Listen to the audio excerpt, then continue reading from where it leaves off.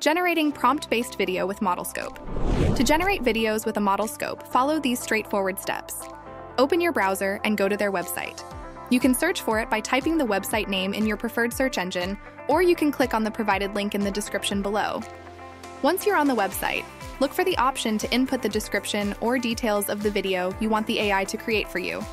This could be a summary or an outline of the content you want to be included in the video.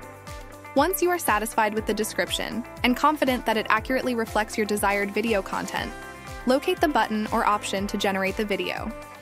Click on it to trigger the AI system to start processing and generating the video based on the provided description, and allow the AI enough time to create the video for you. Once the video generation process is complete, you will be presented with the final video. Take the time to watch it and make any necessary adjustments or changes if the generated video does not meet your expectations.